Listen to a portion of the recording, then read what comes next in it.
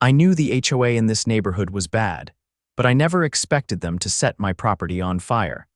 I had just finished refurbishing an old patio set solid oak chairs and a matching table I had painstakingly restored with my own hands. It was a weekend project that took me weeks, and I was planning to move it onto my back deck once I finished sealing it. But before I could, the self-proclaimed queen of the HOA, Meredith Caldwell, declared it unsightly garbage. I came home from work to find nothing but a pile of charred wood and ash where my furniture had been. I stormed over to her house, pounding on her door.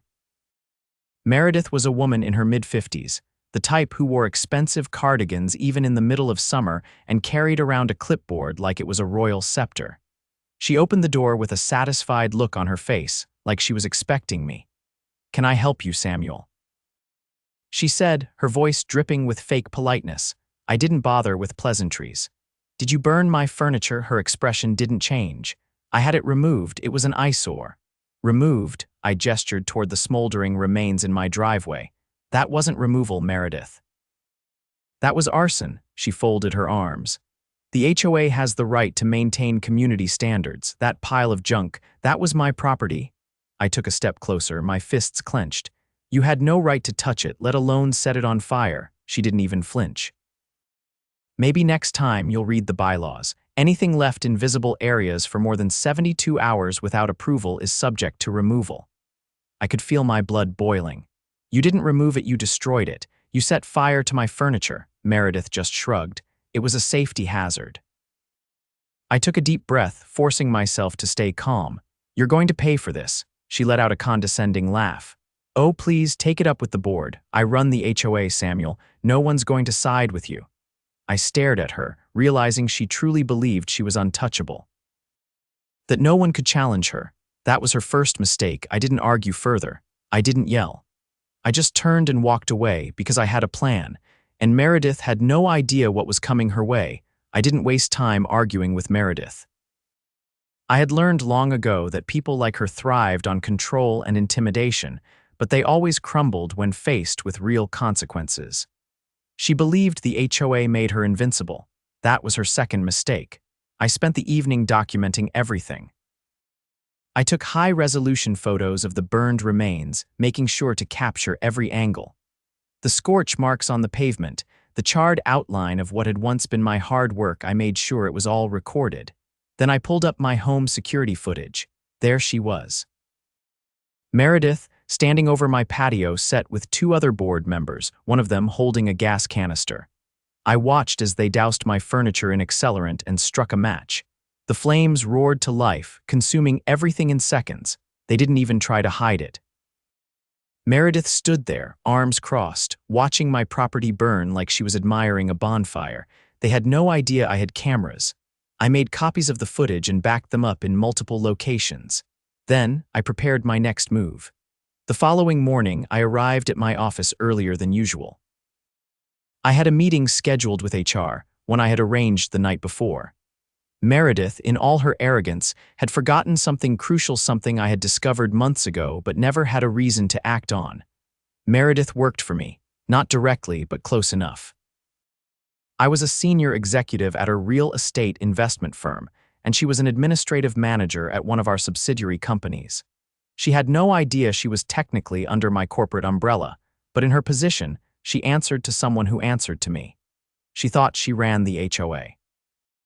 But I could end her career with a single phone call. I walked into the HR manager's office with my evidence neatly organized, the burned remains, the security footage, and a detailed report of the incident. I didn't need to exaggerate. The facts spoke for themselves. The HR manager, a sharp-eyed woman named Linda, frowned as she reviewed the footage. "This is unbelievable," she said, shaking her head. "She set fire to your property," I nodded, "and then bragged about it." Linda exhaled slowly. "This is serious. Not only is this criminal behavior, but it also speaks to her judgment or lack thereof." "I want her gone," Linda pursed her lips. "Normally, we'd have to go through a disciplinary review, but given the evidence..." She tapped her pen against the table. "This is grounds for immediate termination." I leaned back in my chair. "Good." Linda gave me a knowing look. "Do you want to be the one to tell her? I considered it for a moment. The idea of watching Meredith's face as she realized the man she had just wronged held her career in his hands was tempting, but I had another idea. "No," I said. "I want her to find out the hard way." Linda smiled. "I'll handle it." By noon, the news had spread. Meredith had been called into a meeting with her direct supervisor, blindsided by the termination notice. I made sure I was in the office cafeteria when she stormed out, her face flushed with shock and indignation. She spotted me instantly. Her eyes widened in realization, then narrowed into a glare. She marched over, her heels clicking against the tile floor. "You," her voice was sharp, accusing. "You did this." I took a sip of my coffee before answering. "Did what, Meredith?" "You got me fired." I raised an eyebrow. "I didn't get you fired. You got yourself fired when you committed arson," she scoffed. "It was HOA business. You had no right to interfere." I set my coffee down. "HOA business doesn't include felony charges. You destroyed my property on camera in broad daylight." "Did you really think there wouldn't be consequences?"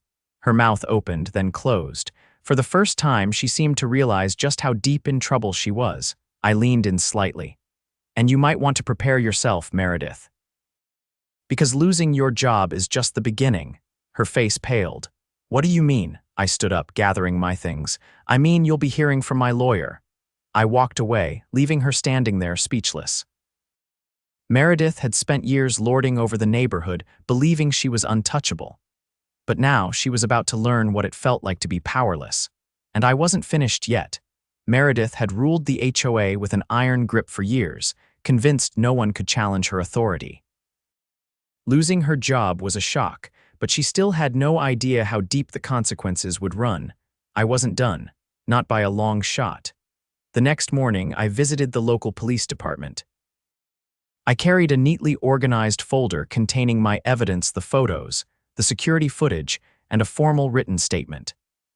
The officer at the front desk directed me to Detective Alan Grayson, a middle-aged man with sharp eyes and a no-nonsense demeanor. As he flipped through the documents, his expression darkened. He watched the footage twice, pausing at key moments. When he looked up, his jaw was tight. "This is arson," he said, his voice firm. "Premeditated. This wasn't some accident or misunderstanding." I nodded. "That's why I'm here. She destroyed my property, and she needs to be held accountable." Grayson exhaled, rubbing his chin. "We'll need to bring her in for questioning. And given that she did this as part of the HOA, we might be looking at conspiracy charges, depending on what the other board members say." That was exactly what I wanted to hear. By noon, Meredith was arrested at her home. The neighborhood buzzed with whispers as uniformed officers escorted her to a patrol car. She didn't go quietly. She shouted about how it was all a misunderstanding, that she was merely enforcing community rules. The officers didn't care. I watched from my porch, arms crossed. She caught sight of me, and her face twisted with fury. It was a look of pure disbelief, as if she still couldn't accept that someone had finally stood up to her. The moment she was taken away, the neighborhood group chat exploded. Residents who had once feared her were suddenly emboldened. People shared their own stories, fines issued without cause, threats of foreclosure over minor infractions, personal vendettas disguised as community enforcement. I had expected some support, but I hadn't anticipated just how many people had been waiting for someone to take her down. That evening, a small gathering formed on my driveway. Neighbors I barely knew came forward, thanking me for exposing her. An older man named Roger, who had lived in the community for over 20 years, shook my hand firmly. "She fined me $300 for having my trash cans out an hour early," he said. "I couldn't prove she was targeting me, but I knew she was." We all did. A woman named Lisa, a single mother, shared how Meredith had tried to have her playground set removed for being too colorful and not in line with the aesthetic of the neighborhood. "She wanted it gone because she didn't like the sound of kids playing," Lisa said bitterly. I fought back, but she threatened to fine me every week until I gave in. One by one, the stories came out. Every person had been affected in some way. The HOA had started as a way to keep the neighborhood nice, but under Meredith's rule, it had become a tool for control and personal vendettas. That was when I realized Meredith's downfall wasn't just about me. It was about setting things right for the entire community. The next morning, I took the next step. I filed a lawsuit against Meredith personally. Destruction of property, emotional distress, and legal fees. I had the evidence, and now I had a dozen witnesses ready to testify. Meredith was still in the middle of dealing with her criminal charges when she received the lawsuit notice. A mutual acquaintance, Greg, who lived a few houses down, informed me that she had an absolute meltdown upon receiving the papers.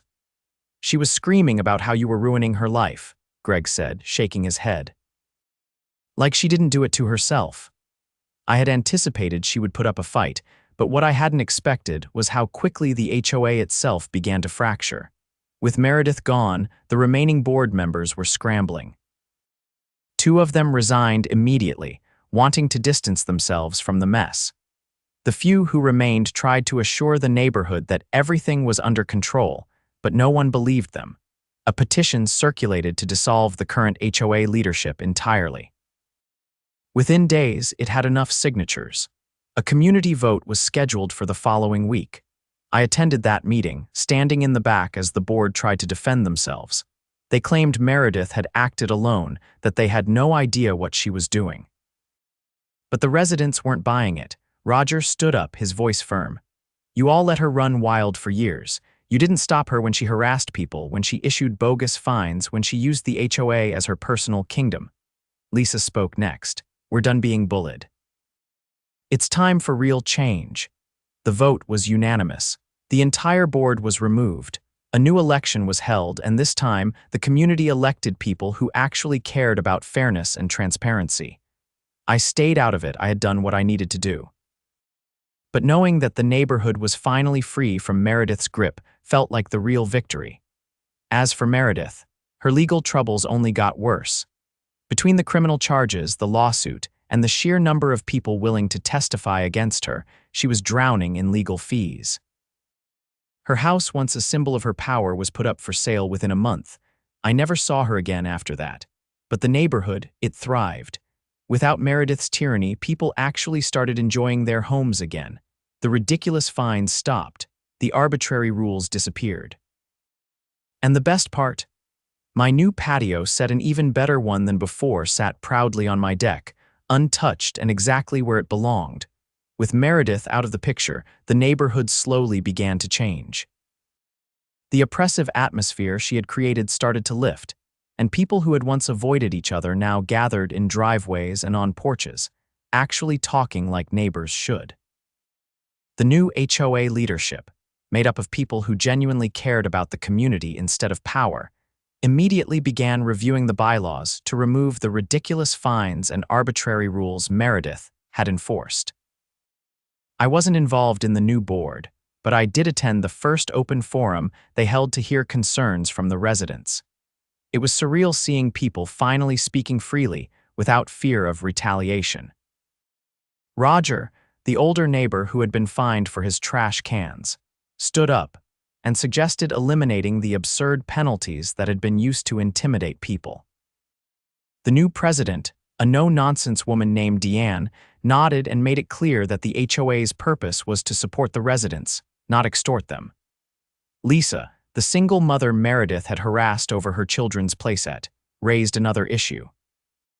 She pointed out that Meredith had used HOA funds for personal projects that had nothing to do with neighborhood upkeep. That set off a firestorm because several people had suspected it but never had proof until now. The financial records had finally been accessed by the new board, and what they found was damning. Meredith had been dipping into the HOA budget for personal expenses under the guise of community improvements. Landscaping fees that had never resulted in actual work, office supplies that didn't exist, and even a blatantly fraudulent charge for security services that led back to what was essentially a private landscaper for her own yard. She had been using the HOA funds like her personal bank account. Deanne didn't waste any time. She announced they would be filing an official complaint with the state HOA regulatory board and pursuing legal action to recover the stolen funds. The room erupted in agreement. People were furious that their money had been used to fuel Meredith's greed. I sat back, watching as the fire she had started both literally and metaphorically consumed everything she had built. Meredith had spent years making people feel powerless, but now the entire community was standing against her. The fallout reached her sooner than expected. I heard from Greg, the neighbor who had seen her reaction to my lawsuit, that Meredith had been served with another legal notice regarding the HOA's financial mismanagement. She had already been drowning in legal fees from my case, and this new development pushed her into full-blown panic mode. Greg ran into her at the grocery store and described the encounter in detail later that evening. Meredith had been frantically arguing with someone on the phone near the frozen food aisle, her voice sharp and frantic. She had been insisting she wasn't responsible for the missing funds, that she had simply approved necessary expenses. Her desperation was palpable. She was no longer the untouchable queen of the HOA, she was just another person facing the consequences of her actions. The final blow came a few weeks later when the court ruled in my favor regarding the arson case. Meredith was ordered to pay restitution for the destruction of my furniture, along with covering my legal fees. She tried to appeal, but with the security footage and the overwhelming evidence presented, she didn't stand a chance. At that point, she had no choice but to sell her house. The once pristine home that she had used as a symbol of her authority was suddenly up for sale, the listing appearing online with a price that screamed desperation. When the moving truck finally pulled up, the entire neighborhood took notice. No one celebrated openly, but there was a quiet satisfaction in the air. Meredith had spent years making life miserable for everyone around her, and now she was leaving in disgrace. I watched from my porch as she loaded the last of her things into her car. She hesitated for a moment, scanning the street as if expecting someone to come to her defense. No one did. Then her eyes landed on me. For a brief moment, I thought she might say something, offer some last vindictive remark, but instead, she just shook her head and got into her car. As she drove away, Greg walked over, hands in his pockets. "Think she'll try to pull this somewhere else?" he asked. I shrugged. "Probably, but next time she won't have the same power. She lost everything because she thought she was untouchable," he chuckled. "Well, at least we don't have to deal with her anymore." We stood there for a moment, watching as her car disappeared down the street.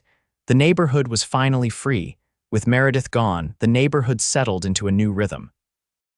The oppressive, watchful presence that had loomed over every minor detail of our lives had vanished, and people finally felt free to enjoy their homes without fear of arbitrary fines or retaliation.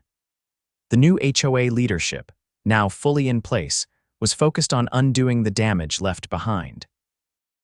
They repealed the more ridiculous rules, issued refunds where possible, and made transparency their priority.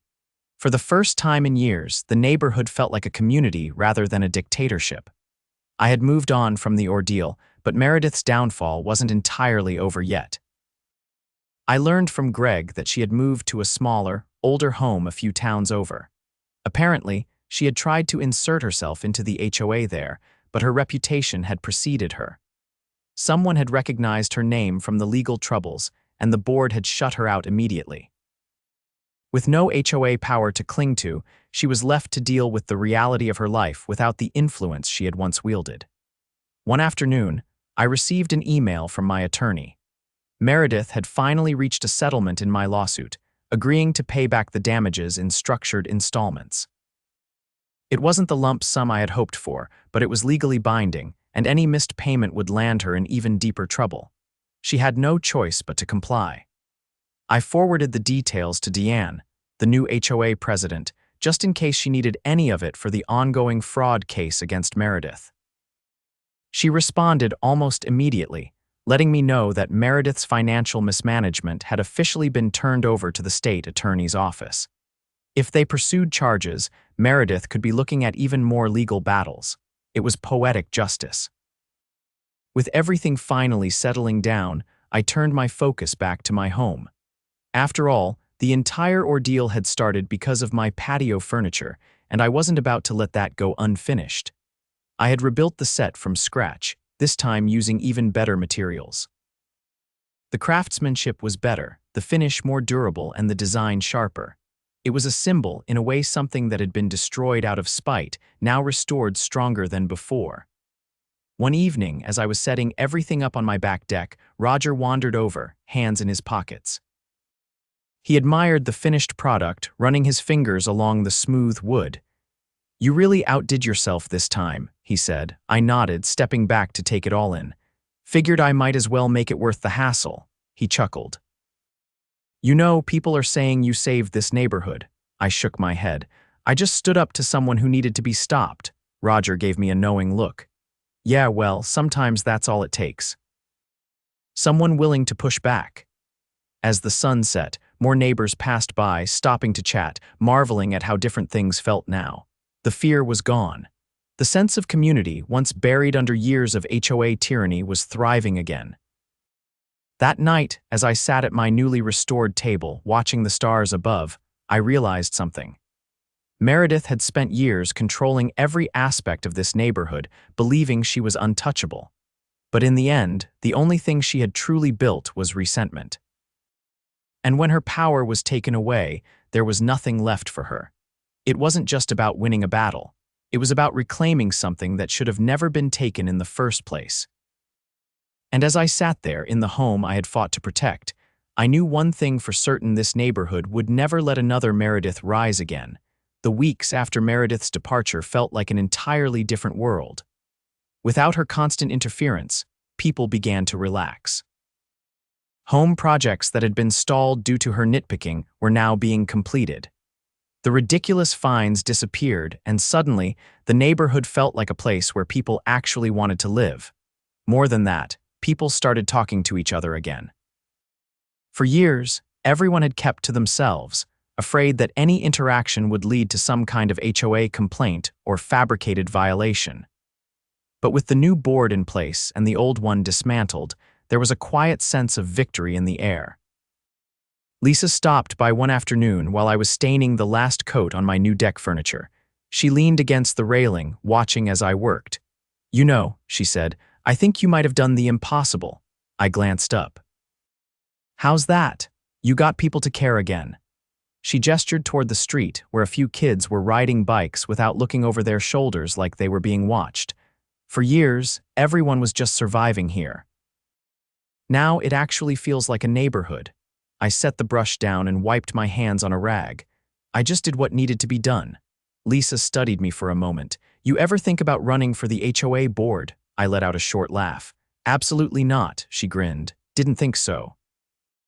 "But still, people respect you now. You should at least come to the meetings." I nodded. "I'll think about it." That night, I got an unexpected call from an old colleague. His voice was almost giddy, like he was holding back laughter. "You're never going to believe this," he said. I leaned back in my chair. "Try me." "Meredith applied for a job at one of our competitor firms." I raised an eyebrow. "And she put you down as a reference." I nearly dropped my phone. "She what?" "She must have been desperate. Either she forgot how things ended, or she thought you'd take the high road." His voice was full of amusement. "Figured you'd want to know before they call you." I ran a hand down my face. "Oh, this is too good. You gonna pick up when they call?" I grinned.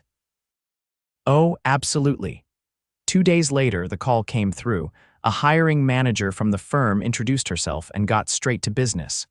"I see that Meredith Caldwell listed you as a reference," she said. I was hoping to get some insight into her work ethic and professional conduct. I leaned back in my chair, savoring the moment. "Well," I said, "where do I start?" I laid it all out. I told them about her abuse of power, her fraudulent use of HOA funds, and the fact that she was currently facing multiple legal battles. I didn't embellish anything I didn't need to. The facts spoke for themselves. The hiring manager was silent for a long moment. "That is quite a lot to take in," she finally said. "I'd say so. This is valuable information. Thank you for your honesty," I smiled. "Always happy to help." The call ended and I sat back, feeling a deep sense of satisfaction. Meredith had spent years making people's lives miserable, convinced she could do whatever she wanted without consequences. Now, she was learning that actions had repercussions. Greg came by later that evening, shaking his head as he leaned against my porch railing. You really think she thought you'd give her a good reference? I shrugged. Desperate people make bad decisions. He let out a low whistle. Well, I guess that's one more door closed for her, more like slammed shut. A month passed and life in the neighborhood continued to improve. People started hosting barbecues without fear of being fined for unauthorized gatherings. The local park, which Meredith had once tried to have shut down over safety concerns, was now filled with families again. And then, one afternoon, I got another call from my attorney. The HOA fraud case against Meredith just wrapped up, he said. She's being ordered to pay back every cent she stole. I let out a low chuckle. She can't possibly afford that. Nope, and if she doesn't pay, they're going to escalate it to criminal charges, I exhaled, shaking my head. She really did this to herself. She did, he agreed, and now she's out of options. That night, as I sat on my back deck, looking out over the peaceful street, I felt something I hadn't in a long time, absolute contentment. Meredith had spent years believing she was untouchable. She thought she could destroy people's lives without consequence. But in the end, she had lost everything: her job, her reputation, her home, and any chance of rebuilding the power she once held. Justice had been served, and the neighborhood would never let another Meredith rise again.